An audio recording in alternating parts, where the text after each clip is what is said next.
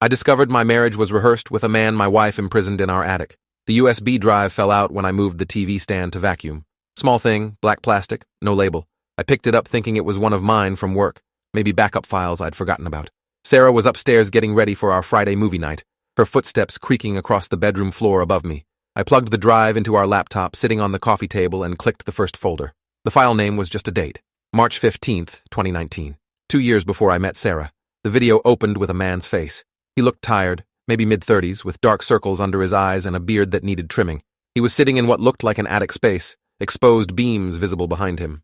He stared directly into the camera with an expression I couldn't quite read, not quite fear, not quite resignation, something broken and exhausted that made my stomach tighten. He held up a newspaper. The date matched the file name. His voice came through the laptop speakers quiet and flat. If you're watching this, you married her. I did too. My footage trained you. My mistakes made you perfect. Sarah's footsteps started down the stairs. I closed the laptop fast, my heart suddenly pounding for reasons I couldn't explain.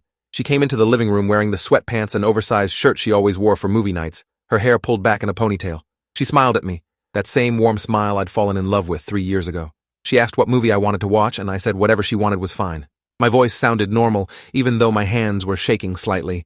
She settled onto the couch beside me and grabbed the remote, scrolling through streaming options, while I tried to focus on her face instead of the closed laptop on the coffee table. The USB drive was still plugged in, still waiting.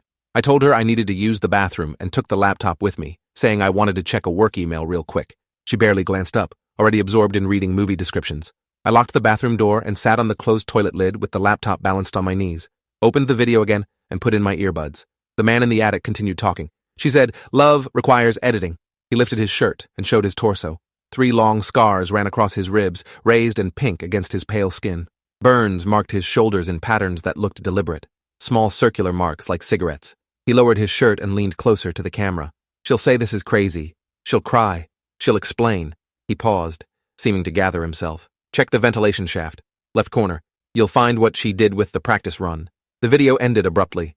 I sat there, staring at the frozen final frame showing his face, that same exhausted, broken expression. My hands were sweating against the laptop. Sarah knocked on the bathroom door asking if I was okay. I said I was fine, just dealing with a work thing. She said to hurry up because she'd picked a movie and was starting without me. I flushed the toilet for the sound of it and ran the sink, buying time to think. Opened another file on the drive. This one was dated 6 months earlier than the first. The same man appeared, but he looked healthier, less tired.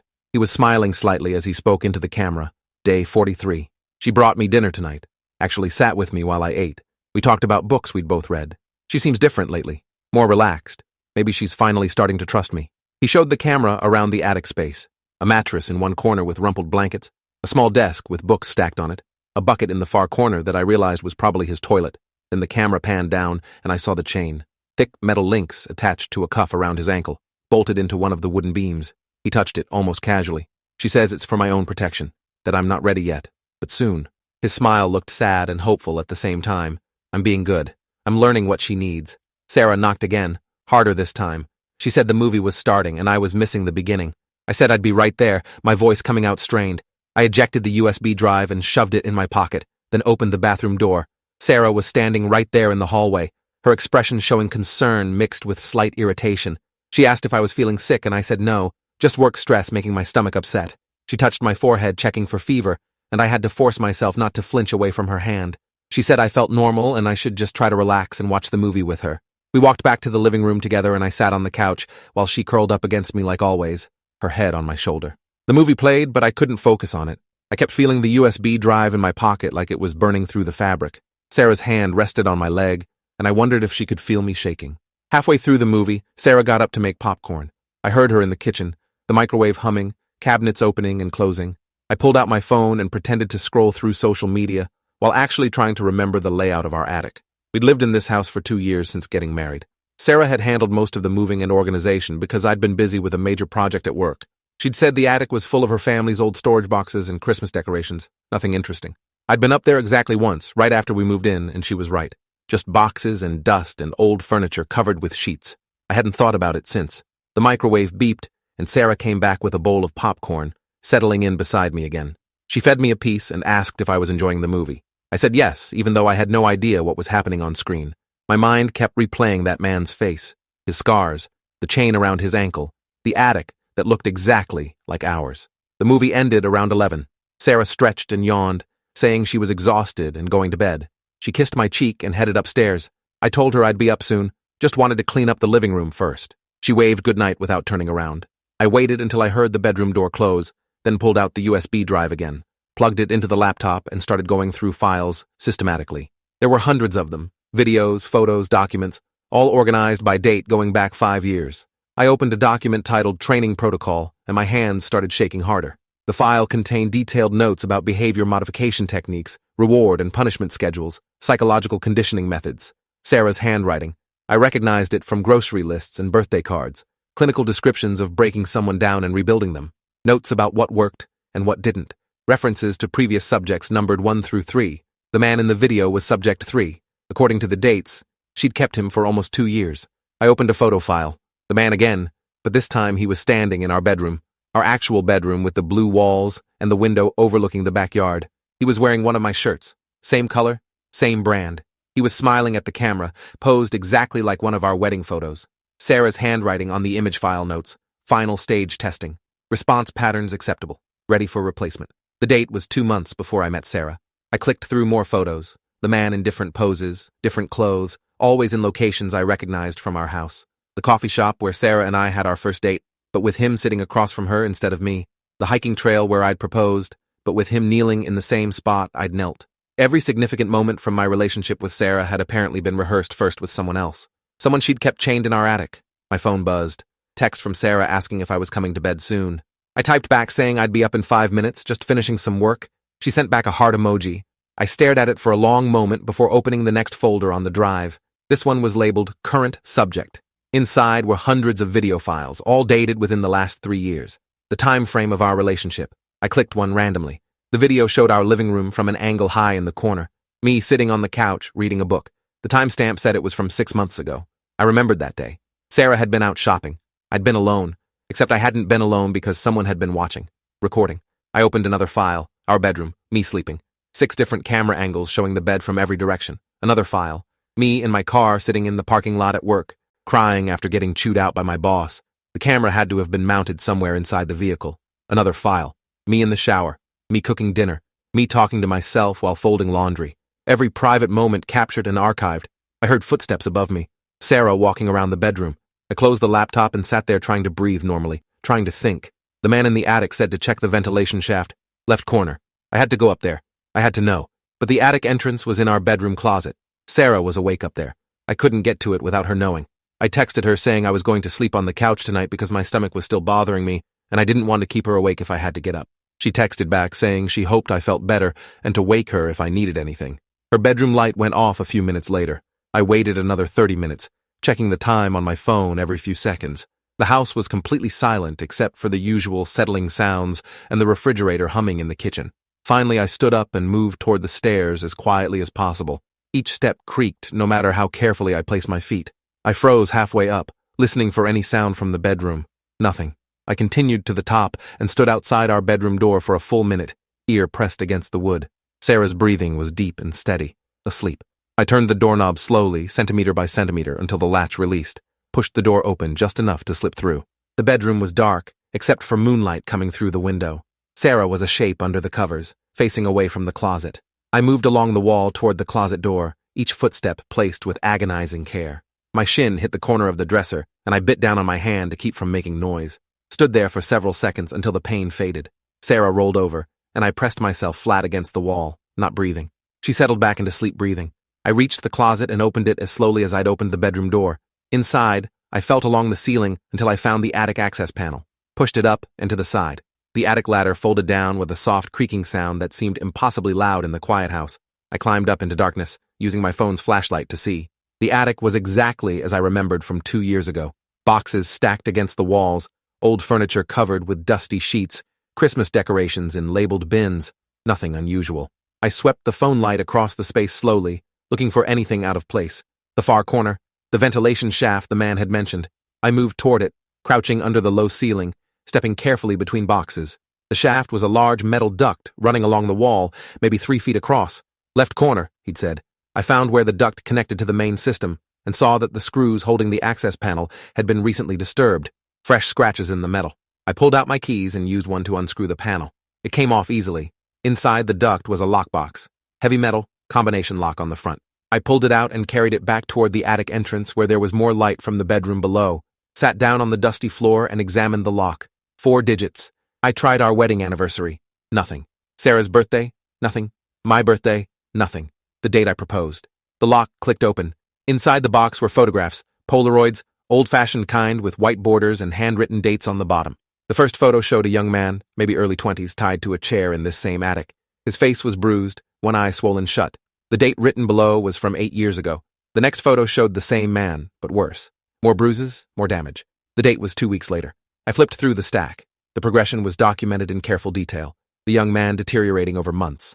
The final photo in his sequence showed just a sheet-covered shape on the attic floor. The date was 6 months after the first photo. The next sequence started with a different man. Older, maybe 40. Same pattern. Tied up, bruised, progressively worse over time. This sequence lasted almost a year before ending with another sheet-covered shape. Subject 2, according to the training protocol document. The third sequence was the man from the video. I recognized his face even though the photos showed him in various states of injury and exhaustion. His sequence was the longest, almost 2 years of documentation, but his sequence didn't end with a sheet-covered shape. The final photo showed him standing upright, smiling slightly, wearing clothes I recognized as mine. The date was the week before I met Sarah. Written on the bottom in Sarah's handwriting, graduation day, ready for release. I sat there staring at that photo for a long time before I understood what it meant. She'd let him go. Subject 3 had survived. The man who made the video had gotten out. Footsteps on the ladder behind me. I spun around, still holding the photos. Sarah stood at the top of the attic entrance, backlit by the bedroom light below. She was holding something in her right hand, too dark to see what. Her voice was calm, almost gentle. You weren't supposed to find that. I asked her what the fuck all of this was. She climbed up into the attic fully, and I saw that she was holding a taser. Small yellow plastic thing, but I knew what it could do. She said we needed to talk, but I had to stay calm. I scrambled backward, away from her, dropping the photos. She said my name like she was talking to a frightened animal, the same tone she used when calming me after nightmares. She said everything had a logical explanation, and I just needed to listen. I told her to stay away from me. She kept advancing slowly, her expression showing concern and sadness. She said she loved me, that everything she'd done was because she loved me. I asked about the men in the photos. Sarah sighed like I was being difficult. She said they were practice, that she'd spent years learning exactly what she needed in a partner, but real relationships were too unpredictable, too messy. She needed to test her theories in a controlled environment before trying again with someone who mattered. I was shaking my head, backing up until I hit the wall of boxes behind me. She said I was different from the others, that I was the goal she'd been working toward. The first 2 subjects were failures. Too weak, too resistant. Subject 3 was closer, but still flawed. Then she'd met me and knew I was perfect. But she couldn't risk making mistakes with me the way she had with the others. So she'd kept subject 3 a little longer to practice the relationship she wanted to have with me. Every conversation we'd had, every date, every intimate moment had been rehearsed first. She'd worked out all the problems with him so everything would be perfect with me. I asked what happened to the first 2 men. Sarah's expression didn't change. She said they'd been released from service when they became too problematic. Her exact words, released from service. I asked what that meant and she said it didn't matter because they weren't relevant anymore. Only we were relevant. Our marriage, our future. She said the surveillance footage was just insurance, documentation of our relationship for reference in case adjustments were needed. She'd been recording me since before we met to learn my patterns and preferences. The cameras in my car, in my apartment, in my office, all installed months before our first conversation at that coffee shop. Our meet-cute hadn't been chance. She'd engineered it down to the smallest detail based on personality profiles she'd built from watching me. She knew what to wear, what to say, exactly when to laugh and when to touch my arm. She'd known I would fall in love with her because she'd designed herself to be my perfect match. I asked where subject 3 was now. Sarah smiled slightly. She said he was living in Nevada with a new identity and enough money to stay quiet. She'd kept him for an extra 6 months after I came into the picture to perfect certain interactions. He'd played me during training sessions, wore my clothes, memorized my speech patterns, helped her practice being my wife before she actually became my wife. She showed me a picture on her phone, the man from the video standing in front of a desert landscape, looking healthy and calm. She said he understood that what they'd had was transactional. She'd given him financial security in exchange for his participation. He'd agreed to the arrangement once proper conditioning was complete. No police involvement, no complications, just a clean separation after the training period ended. I said that was insane. She said it was practical, that traditional relationships failed because people didn't prepare properly. She'd simply taken the time to do it right. I asked about the cameras in our house. How many were there? Sarah thought for a moment like she was counting. She said 47. Living room, bedroom, bathroom, kitchen, garage, my car, my office. She said she'd been editing together highlights of our relationship into a private documentary, proof that her methods worked, that controlled preparation led to perfect outcomes. She wanted to show me the finished product for our 5th anniversary, show me how beautiful our story was when properly curated. I told her she was sick. She needed help. Professional psychiatric help. Sarah's expression finally shifted. Not to anger, to disappointment.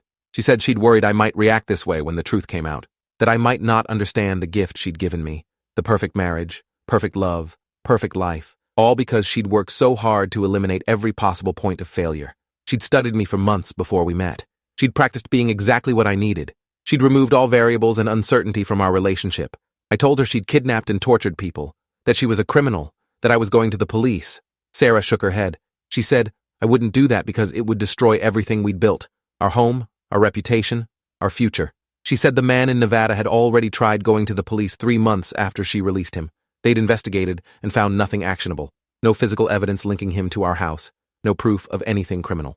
Just the rambling accusations of someone with a documented history of mental illness. Sarah had been very careful about that.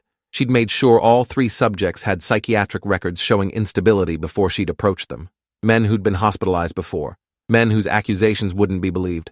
She'd selected me specifically because I had no such history. No mental health issues, no criminal record, no substance abuse. I was stable and successful. The perfect candidate for her perfected methodology. I moved toward the attic entrance. Sarah stepped in front of it, taser raised. She said we weren't done talking, that I needed to understand why she'd done this. I said I understood perfectly. She was a psychopath who'd abducted and tortured people to practice being a human being. She flinched at that word. Psychopath. She said that wasn't fair, that she'd given those men purpose and care and financial compensation, that she'd fed them and provided entertainment and treated them with respect. The first 2 had simply been unable to handle the pressure of the training program. Subject 3 had graduated successfully. She'd learned from her mistakes with each iteration. By the time she'd started with me, she'd perfected every aspect of partnership. Didn't I see how lucky I was? How much easier our relationship had been than most people's? No fights, no misunderstandings, no growing pains. Everything smooth and beautiful from day one. That was her gift to me. I asked what she'd do if I left, if I walked out right now and never came back. Sarah's face showed genuine confusion. She said that wasn't possible, that I loved her, that our marriage was real and sacred. I was just scared because the truth was overwhelming. But we'd work through this together. We'd talk it out like we'd talked through everything else. She'd help me understand. And if I couldn't understand right away, she'd wait, be patient, give me time to process, but we'd be together. She'd made certain of that months ago when she'd slowly isolated me from my closest friends, when she'd engineered conflicts with my family that had led to me barely speaking to them anymore, when she'd made herself the center of my entire world. She said she'd done it so carefully I hadn't even noticed. Every suggestion about friends who weren't good enough for me, every concern about family members who didn't respect our marriage, all gentle and loving and wrapped in care. Now, I had no one else, only her. I realized she was right. My best friend from college, Kevin, had stopped calling after Sarah mentioned several times that he seemed dismissive of our relationship. My sister hadn't spoken to me in months after Sarah convinced me she was jealous of our happiness.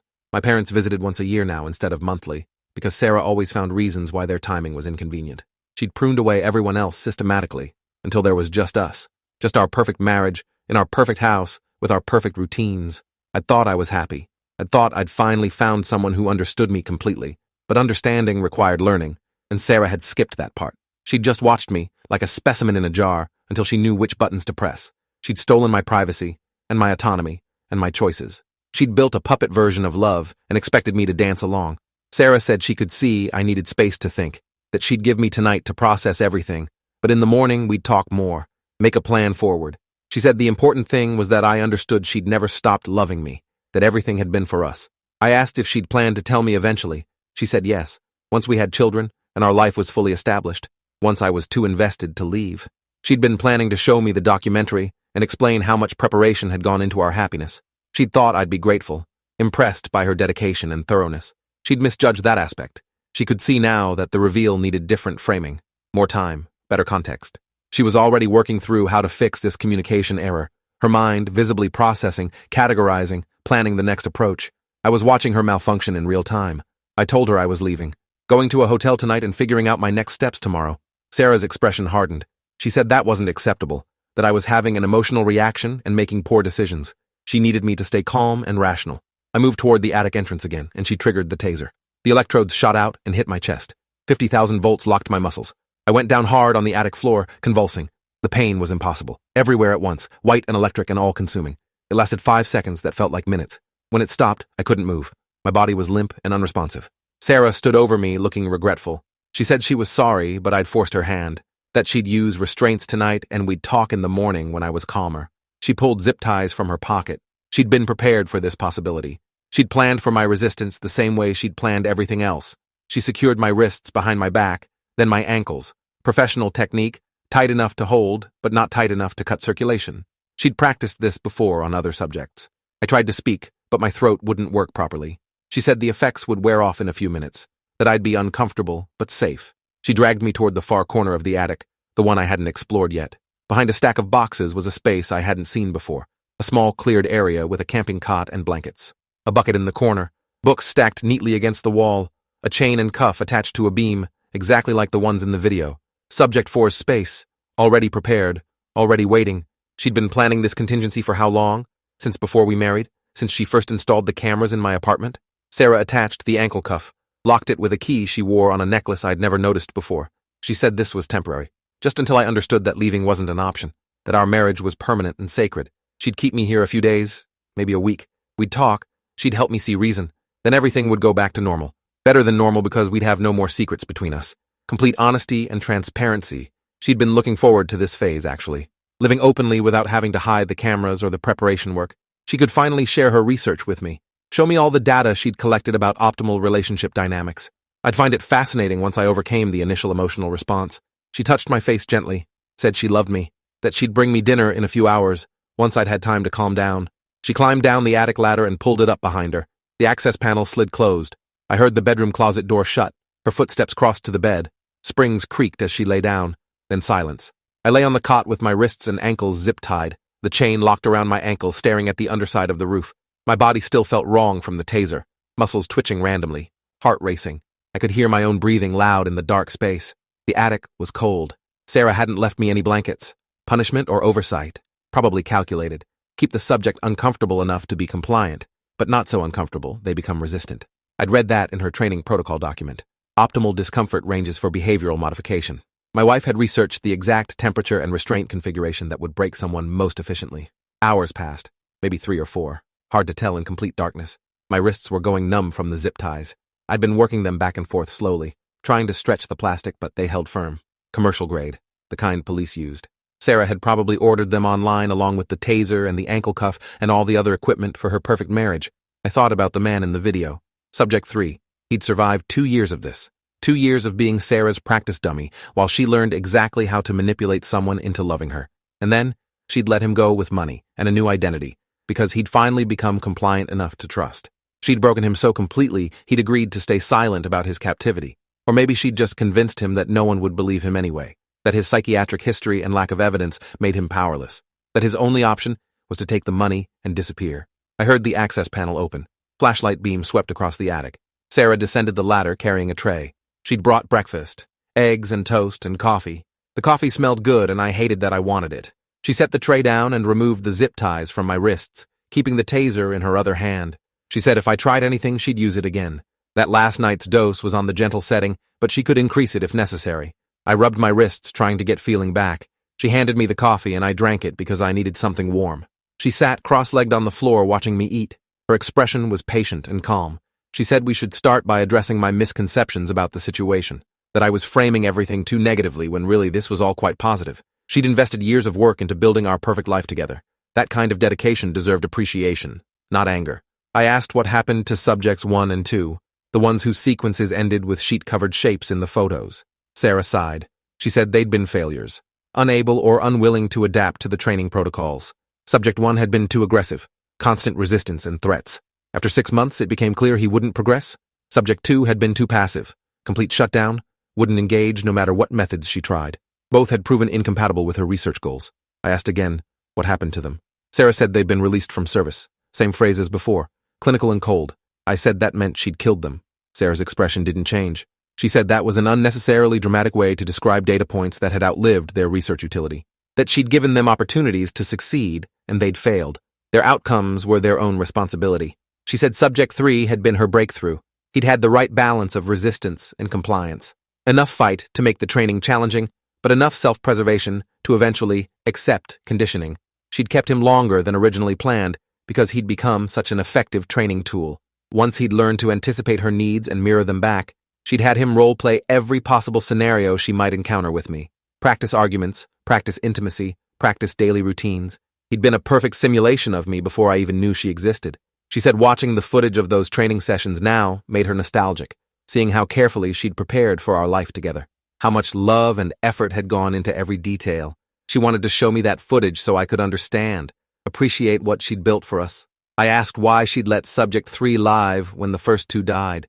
Sarah thought about that for a moment. She said partly because he'd earned his graduation by succeeding where the others failed, partly because killing him had seemed wasteful when he could be rehabilitated and released, and partly because she'd wanted to test whether her conditioning would hold after physical containment ended, whether Subject 3 would stay silent and compliant once he was free. He'd been out for 3 years now and never reported her, never broke their agreement. That success had proven her methodology worked even in post-training environments. It meant that when I eventually graduated from this temporary adjustment period, I'd stay loyal too. We'd continue our marriage without me ever telling anyone about what I'd learned, because the conditioning was that effective, that permanent. I told her I'd never agree to that the moment she let me go, I'd go straight to the police. Sarah smiled. She said that's what Subject 3 had said too in the beginning, but 18 months of careful work had changed his perspective. He'd come to understand that his best option was cooperation, that fighting her was exhausting and pointless, that accepting the situation led to reward and comfort, while resistance led to discomfort and pain. The human brain was remarkably adaptable when properly motivated. She'd studied behavioral psychology for years, specifically to understand how to optimize the training process. The first two subjects had been when she was still learning. Subject 3 had benefited from her improved methodology. I would benefit from everything she'd learned across all 3 previous attempts. My conditioning would be faster and more effective than any of them. She predicted I'd reach acceptance within 6 months, maybe less, since I'd already spent 3 years in the preliminary phase of training without realizing it. She said our marriage up until now had been the foundation. She'd taught me to rely on her emotionally, to see her as my primary source of happiness and validation. She'd isolated me from competing attachments. She'd structured my environment and routines to reinforce dependency. All the groundwork was complete. This next phase was just making the implicit explicit, helping me consciously accept what I'd already unconsciously embraced. I was already conditioned. I just hadn't realized it yet. The proof was in how perfectly our relationship had functioned, how naturally I'd fallen into the patterns she'd designed, how content I'd been in the life she'd constructed. She said I'd been happier with her than I'd ever been before because she'd engineered my happiness with precision, and I could have that happiness again once I stopped fighting the reality of our situation. I asked what exactly she wanted from me, what the end goal was. Sarah brightened at the question, like I was finally engaging properly. She said she wanted partnership, real, permanent, unconditional partnership. Someone who understood her completely and accepted her fully. She said most people pretended to accept their partners but secretly wanted them to change, to be different in small or large ways. She'd eliminated that problem by building me into her ideal partner from the ground up, and now I needed to do the same. Accept her as she was, including the methods she'd used to bring us together. Stop judging her actions through the lens of conventional morality. Recognize that she'd done everything out of love, that her unconventional approach had led to unconventional success. We were happier than any normal couple. Our marriage was stronger than any traditional relationship, all because she'd been willing to do the hard work that others avoided. She said in 6 months or a year or however long it took, I'd thank her for not giving up on us, for caring enough to fight for our marriage even when I was confused and resistant. She'd continue documenting everything for the final version of our relationship documentary. This phase would make the story richer, more complete. The chapter where we overcame adversity and emerged stronger. She was already planning how to edit the footage, the emotional arc of discovery, resistance, and eventual acceptance. It would be beautiful. Proof that love could survive complete transparency. That real intimacy meant seeing all of someone, even the dark parts, and choosing them anyway.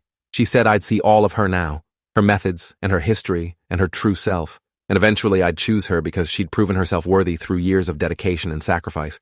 I told her she was delusional, that this wasn't love, that I'd never accept what she'd done. Sarah's patience finally cracked slightly. She said I was being childish, clinging to naive romantic ideals that had no basis in reality. Real love required work and compromise and sometimes sacrifice. She'd sacrificed her own comfort and safety by keeping me here where I might resist or try to escape. She'd sacrificed years of her life studying and practicing and preparing for our relationship. She'd sacrificed 3 previous subjects working toward perfection, all for me, and I couldn't even appreciate that sacrifice enough to consider her perspective. She stood up and collected the breakfast tray, said she'd give me more time alone to think. That isolation often helped people gain clarity. Subject 3 had benefited from several extended isolation periods during his training. She climbed back down the ladder and sealed the attic again. The day passed in complete darkness. No sounds except the house settling and occasional creaks of Sarah moving around below. I worked on the zip ties more, pulling and twisting until my wrists bled. The plastic finally snapped around mid-afternoon, based on the quality of light coming through a small vent in the roof. My wrists were free, but my ankle was still chained. I examined the cuff. Stainless steel with a serious lock, not something I could pick or break. The chain was bolted to a beam with lag bolts driven deep into the wood. I'd need tools to remove it. Tools Sarah obviously wasn't going to provide. I searched the space within reach of my chain, found the books she'd left. Psychology texts mostly, behavioral conditioning, relationship dynamics, manipulation techniques. A notebook, tucked between them, had handwritten notes. Sarah's research on me specifically, pages of observations about my habits and preferences and fears. She'd been studying me for years, long before we met. One entry caught my eye, dated 4 years ago, 8 months before our first date. Subject exhibits strong loyalty patterns and conflict avoidance behaviors. Childhood trauma from parental divorce creates attachment anxiety. Ideal candidate for dependency-based conditioning. Primary vulnerability is need for emotional stability. Secondary vulnerability is social isolation. Tertiary vulnerability is low self-esteem masked by professional success. Recommended approach: position myself as stable, understanding, supportive. Build trust through consistency and validation. Slowly eliminate competing attachments. Create situation where subject's emotional needs can only be met by me. Estimated conditioning timeline: 18 to 24 months for preliminary phase. 6 to 12 months for transition to explicit phase. She'd mapped out our entire relationship before it started. Every conversation, every intimate moment, every major milestone had been following her predetermined plan. Sarah came back that evening with dinner and more to drink. She asked if I'd had productive thinking time. I said I'd been reading her notes, understanding exactly how calculated everything had been. Sarah looked pleased. She said transparency was good, that I was starting to see the whole picture instead of just reacting emotionally. She said Subject 3 had a similar breakthrough around day 5 when she'd let him read parts of her research. Seeing the methodology in black and white helped people understand they weren't dealing with random cruelty, but systematic preparation. It reframed the experience, made it less personal and more professional. I asked if she'd done this to anyone before the 3 subjects. She said no. They'd been her first attempts at applied research. Before them, she'd only studied theory, reading psychology papers and relationship self-help books and true crime cases, building her knowledge base before beginning practical experimentation. She said she'd chosen the first subject carefully, someone with no close family and a history of mental health issues that would discredit him if he reported her. She'd met him at a support group for people with depression, positioned herself as understanding and caring, invited him to stay with her temporarily when he mentioned housing instability. Once he was living in her house, she'd gradually introduced restrictions, told him it was for his own good, his safety. Eventually, the restrictions became explicit captivity. She'd kept him for 6 months before his resistance became unmanageable. She described his death clinically, an overdose of sleeping pills mixed into his food. She'd cremated his body using a furnace at an abandoned industrial site she'd researched, scattered the ashes in a lake 3 states away. No body meant no crime, no missing person report because he'd already been isolated and homeless. Subject 2 had been similar, someone already on society's margins. She'd met him at a homeless shelter where she'd volunteered specifically to find suitable candidates. She'd been more confident by then, more certain of her methods, but she'd misjudged his psychological resilience. He'd shut down completely within 2 months. Stopped talking, stopped eating properly, barely moved. She'd tried various interventions, but nothing worked. After 10 months, she'd made the same decision as with Subject 1, overdose, cremation, disposal. She said she'd learned important lessons from both failures. The importance of selecting subjects with the right psychological profile, neither too resistant nor too passive, strong enough to survive the conditioning but flexible enough to adapt. Subject 3 had been perfect in that regard, and I'd been even better because she'd practiced on Subject 3 first. I asked how she could talk about murdering people so casually. Sarah looked confused by the question. She said murder implied malice or cruelty. Her actions had been practical responses to research failures. The subjects hadn't been harmed unnecessarily. They'd been fed and housed and treated with respect until their continued existence became problematic. She'd ended their lives as humanely as possible, quick and painless, no suffering beyond what was required for the research. She said it was unfortunate they'd been incompatible with her goals, but their deaths had served a purpose. They'd taught her what didn't work. Their sacrifice had made her methodology stronger, had made our relationship possible. In a way, I should be grateful to them. Their failures had paved the way for our success. I told her she was a monster, that nothing justified what she'd done. Sarah's expression hardened again. She said I was being judgmental and close-minded. That history was full of people who'd advanced human knowledge through unconventional methods, that sometimes progress required difficult choices. She'd made those choices in service of understanding love and partnership at a fundamental level.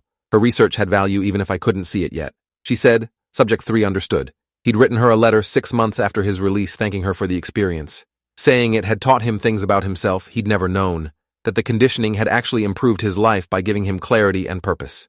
She showed me a photo of the letter on her phone, handwritten on plain paper. The words were what she'd described, grateful and complimentary, but I could see the subtext, the fear, underneath. He'd written what she wanted to hear because he was terrified she'd come back for him if he didn't. Sarah put her phone away and said she needed to go handle some work. She'd check on me again before bed. She secured my wrists with fresh zip ties despite my resistance. The taser was always in her hand, ready. She climbed down the ladder and sealed the attic.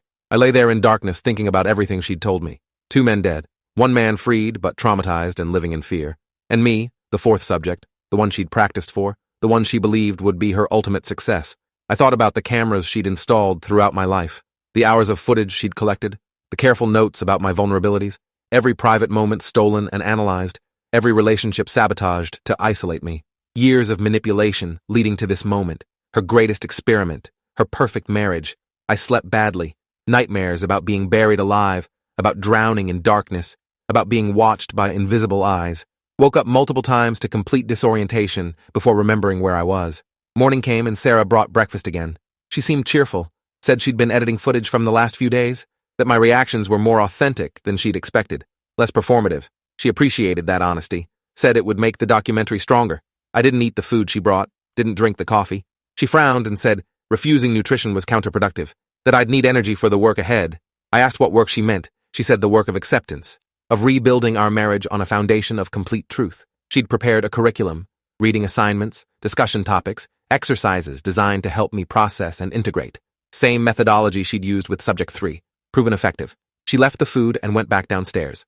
I heard her on the phone talking to her boss, telling them she was taking family leave, a personal emergency that needed her attention. She'd be working remotely for the next month.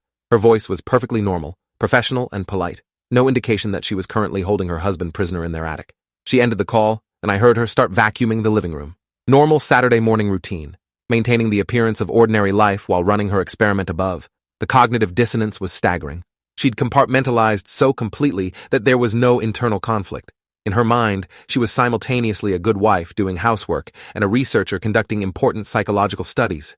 Both identities were real to her. Both were justified and right. The USB drive was still in my pocket. Sarah hadn't searched me, hadn't thought about it. Small oversight in her otherwise meticulous planning. I worked it out with my bound hands and managed to hide it in the cot's mattress. Small tear in the fabric where I could slip it inside. If I got out of here, I'd need evidence. The drive had Subject 3's videos, proof of at least one other victim. Combined with the photos in the lockbox and Sarah's own documentation, there might be enough to make someone believe me. Might. Subject 3 had tried reporting her and gotten nowhere. But he'd been alone. No physical evidence, no credibility. I had more. The cameras she'd installed in my house proved her surveillance. Her training protocol document proved premeditation. The photos proved a pattern. Together, it might be enough. Days blurred together. Sarah maintained a schedule.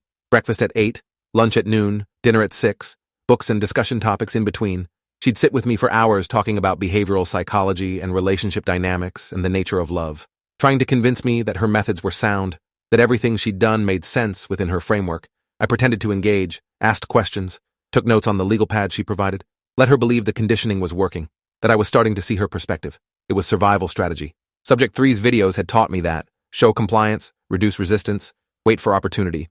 Sarah responded positively, said I was making progress much faster than Subject 3, that I was exceeding her projected timeline. She started leaving my wrists unbound during her visits, still had the taser, still kept the ankle chain locked, but less physical restraint meant increasing trust. 2 weeks into captivity, she let me shower, supervised with the bathroom door open and her sitting outside. She'd installed a chain extension that reached to the bathroom. I stood under hot water for 20 minutes while she watched. No privacy, no dignity, but the shower felt incredible anyway, being clean, feeling almost human. Afterward, she gave me fresh clothes, my clothes from the bedroom. She said she'd been washing them regularly, maintaining our normal routine as much as possible. She showed me her calendar where she'd blocked out time for my conditioning sessions, color-coded and organized like any other project. Subject 4 training showed up on Tuesdays and Thursdays from 7 to 9 p.m., the same time slots where she'd written home project during Subject 3's training. Everything documented, everything tracked.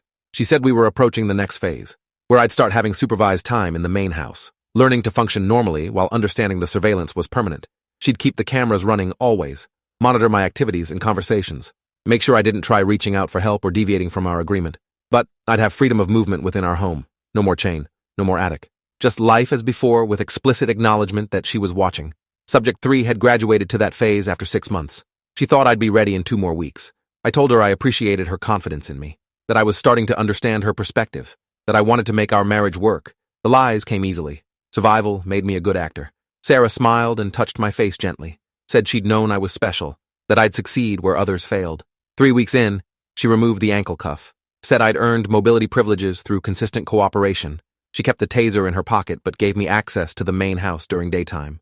I was allowed to watch TV, read books, use the kitchen, but not to go outside, not to access phones or computers, not to open curtains or make noise that neighbors might hear.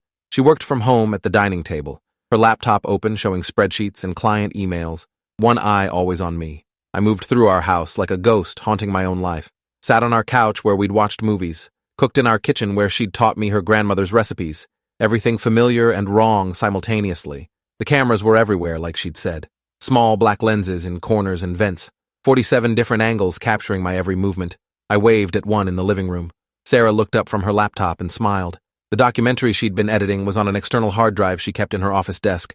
I'd seen her working on it multiple times, importing footage, arranging clips, adding transitions. She said it was nearly complete, just needed the final chapter showing my acceptance and our happy ending.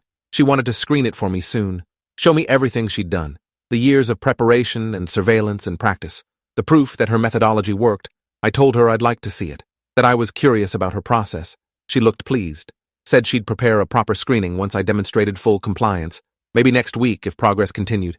She was talking about renewal, about rebuilding our marriage on this new foundation, about the future we'd have together, children eventually, expanding her research into family dynamics, teaching our kids about healthy relationships built on complete honesty and controlled environments.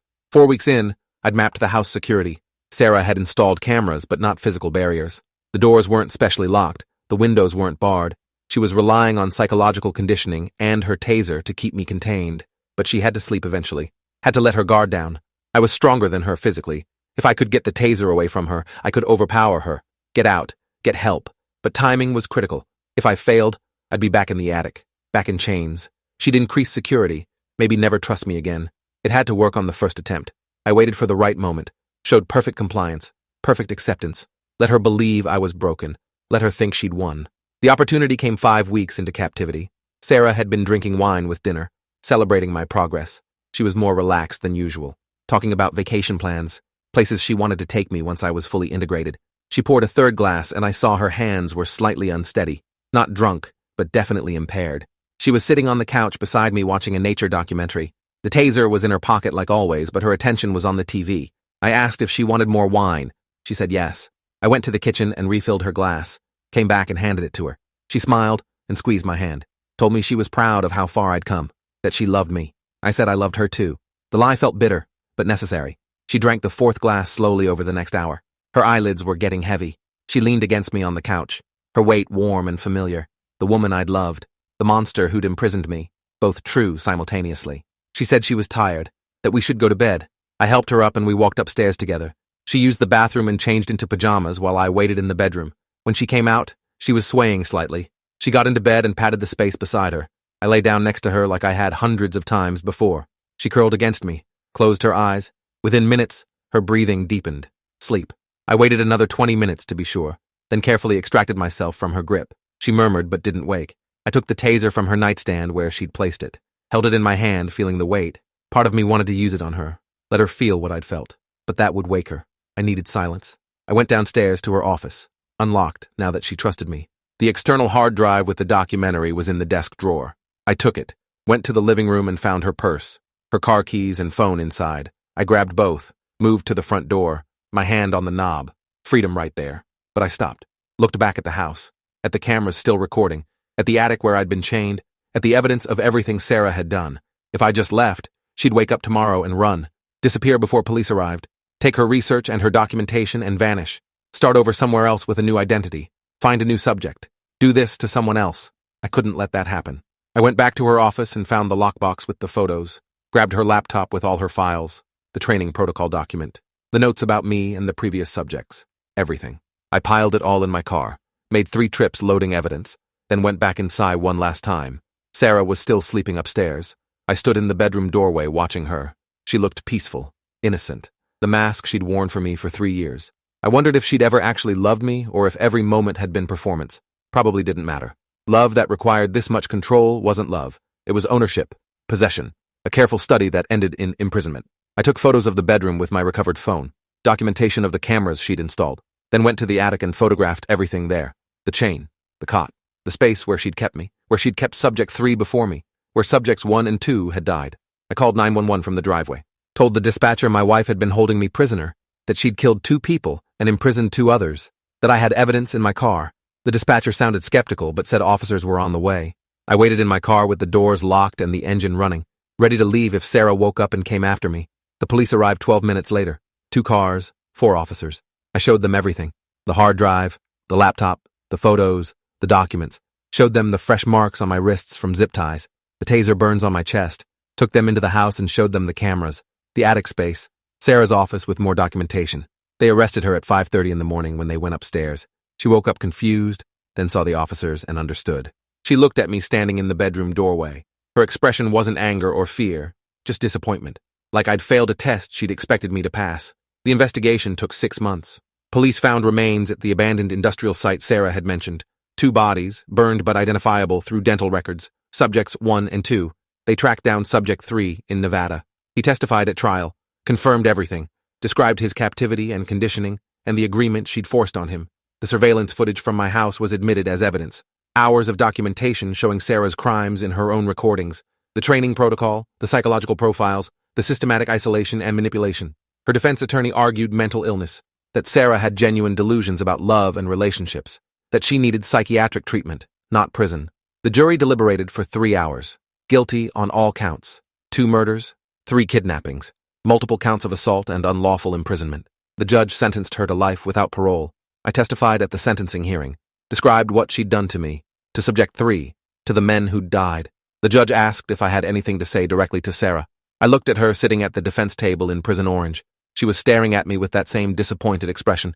I said I hoped she'd use her time in prison to understand why what she'd done was wrong, that her research had been built on suffering and death, that real love didn't require surveillance or chains or conditioning, just mutual respect and choice, things she'd stolen from all of us.